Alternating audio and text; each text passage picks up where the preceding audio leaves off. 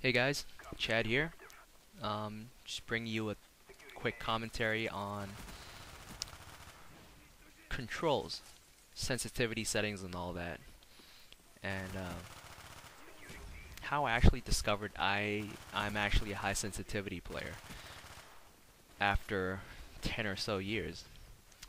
Um, Let me give you a backstory. Just a little backstory on myself. I've played FPS games since Wolfenstein 3D on the PC, and the usual bunch of games like Doom 2 when it was released. Uh, Moved on to Quake 2, Quake 3, and I started playing competitively when Counter-Strike came out. I got introduced to the game by a friend. That was around the time when Counter-Strike was still at version 1.0, and that was when I started to care about my performance as a player.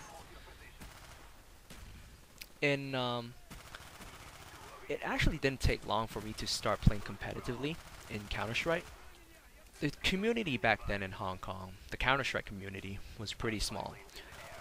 The players got acquainted with each other rather quickly, and as a collective bunch, we weren't satisfied with just pub gaming, um, and we gradually moved on to competitive gaming. And so happens that there were sponsors willing to run tournaments and all that, and net cafes, LAN cafes, whatever you call them, were a dime a dozen back then as well. So it gave us a good, uh, it gave us a lot of good places to be at, to gather around and mingle as a community. Um, and as a whole, we progressed pretty quickly. I mean, it was in no time when we started hosting uh, qualifier tournaments for the World Cyber Games, and I've participated in a few of them as well. But so Counter-Strike ultimately was when I started caring about my performance. And one thing became apparent to me when I started caring about my performance was that I was not consistent as a player. And it honestly took me 6 to 7 years to find out that I'm a high sensitivity player because I never tried to change my controls and switch things up just to see what suit me the best. Back then, it was generally understood that having a low sensitivity would be good for your game, especially in Counter-Strike. And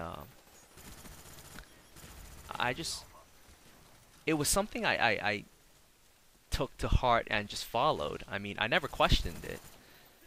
And it felt really unnatural for me. I mean, yes, you're gonna have your low sensitivity players. I mean, a lot of Counter Strike players are still low sensitivity nowadays, and I'm not trying to knock them or anything because I think whatever works for them, right?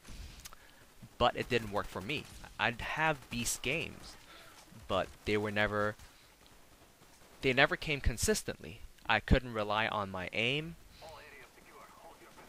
and especially when I transferred into a LAN setting. So let's say I was playing a tournament on some other computer. Um, I would have a hard time adjusting because of my pretty extremely low sensitivity.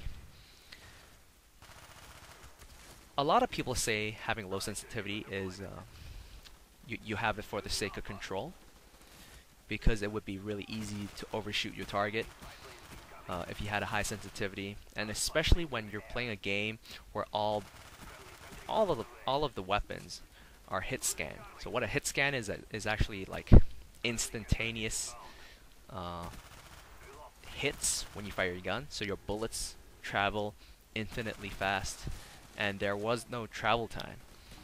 That's how Counter Strike played, sort of like Call of Duty. And when you're concerned about precision, having low sensitivity would be better. And you'd be well advised against having a high sensitivity because when you're at long distance engagements, you would have a hard time adjusting to your target. That's true to some extent, but I think it's a matter of getting used to having that sense of control. Counter-Strike ultimately is a much more demanding game in terms of skill compared to Call of Duty. Nobody's gonna argue that. But if you're giving up too much of your aim or your playstyle, whatever, just to follow a set rule or a tradition, I would advise against it. Because nowadays, I could finally trust my aim. That is something that I never had back then in Counter-Strike. And I think ultimately the takeaway from this is that you should try every setting out. Oh, I tried ultra low sensitivities to ultra high sensitivities like 2 months ago when I was still running through the prestige levels. And it gave me a lot of insight on how I actually played as a player. Back then I didn't want to switch things up or anything because I was scared, you know, it would affect my performance because something was on the line back then. You know, I was in a competitive team, I had sponsors and whatnot. I mean, we weren't professional because we don't make a living off it.